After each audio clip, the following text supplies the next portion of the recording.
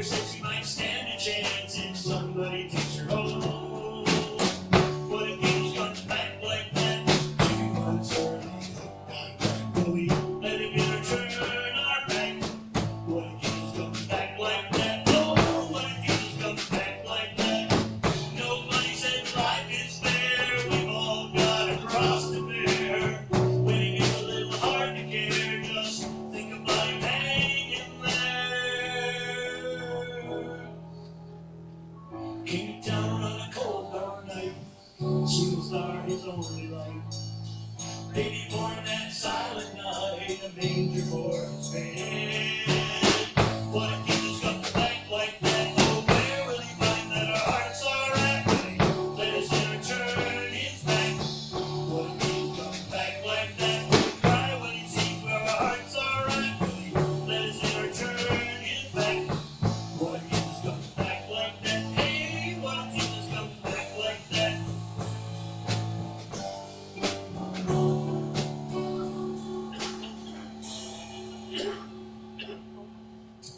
And you know, he is going to come back. Whether while we're still alive or after we've gone to the grave, he's going to come and snatch us away.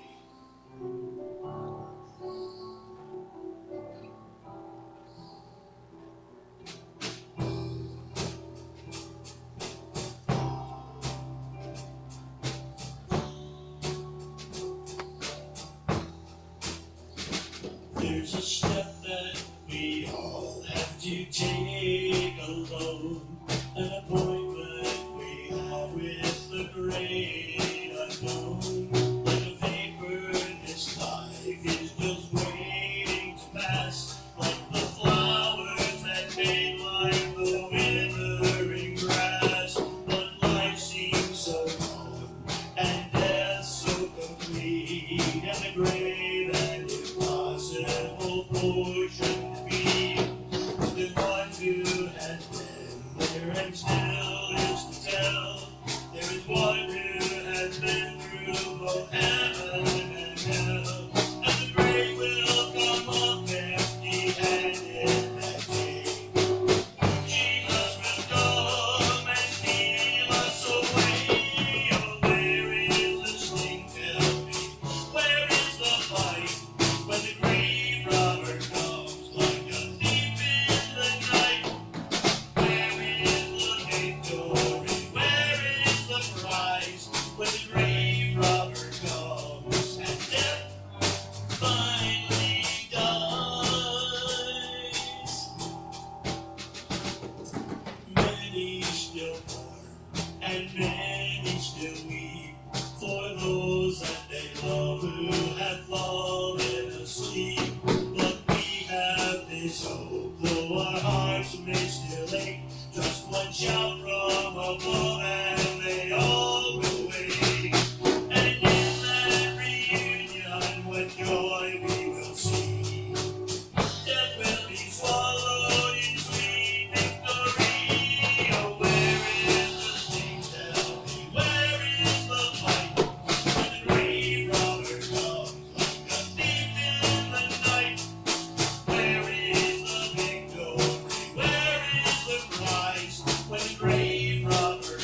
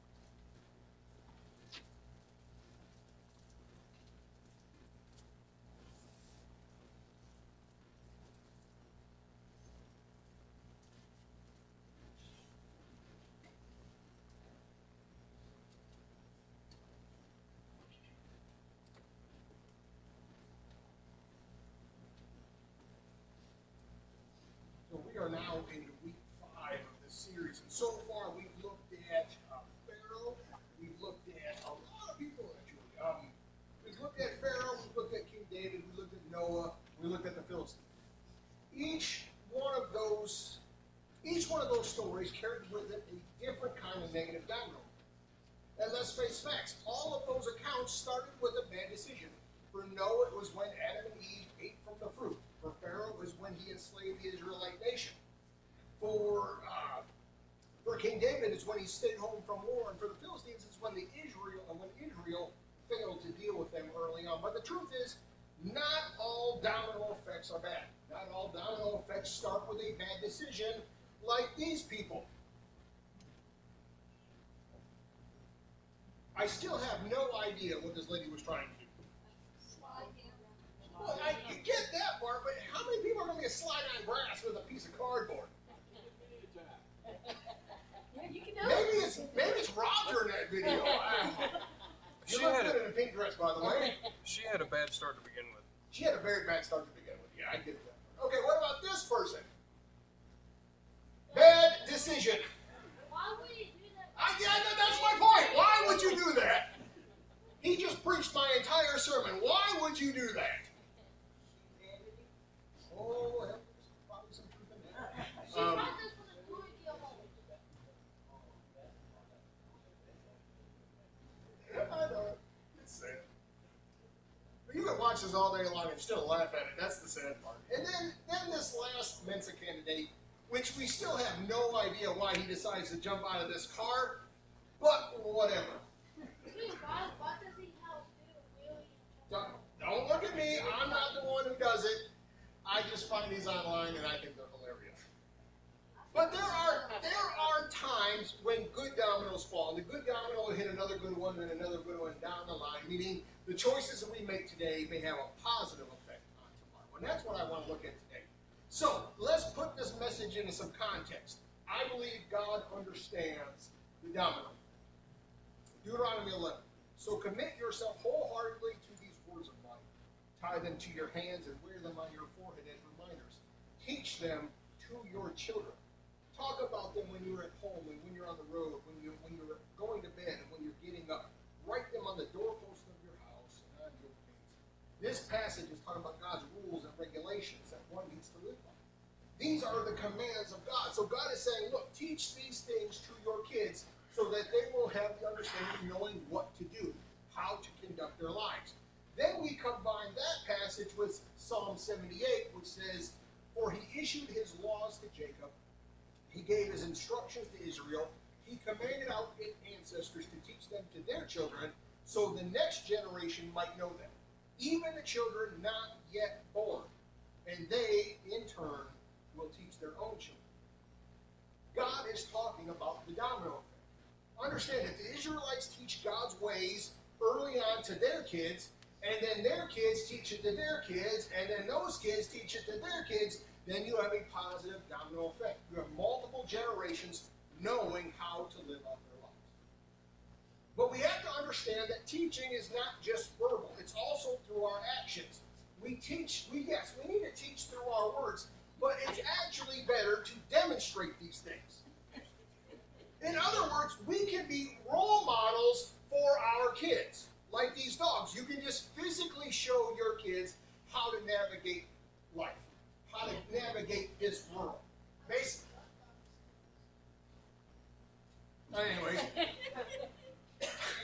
Basically, if we live out our faith, we demonstrate our faith, then those are teachable moments. Or we can just teach them other ways and simply push them down the stairs. That's the difference between dogs and cats.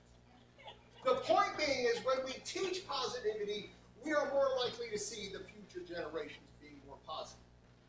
In other words, if we sow positivity, we may reap positivity. This is the reason God told the Israelites to teach his commands to future generations. You are sowing positivity into the future generations, and you're reaping the benefits because you realize that your kids are on the right track.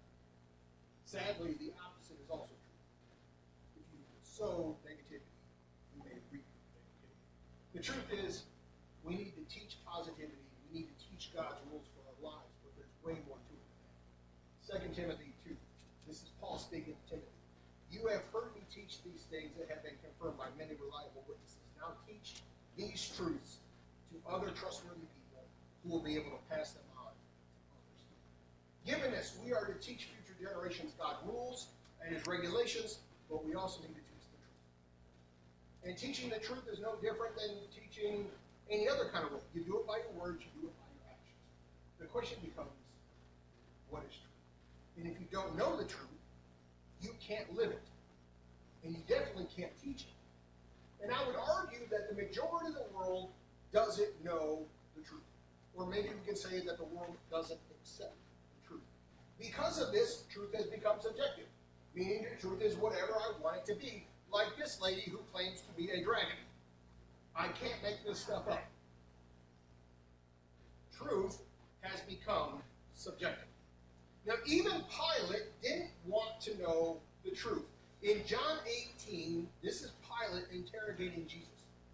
He says this. Pilate said, "So you are a king."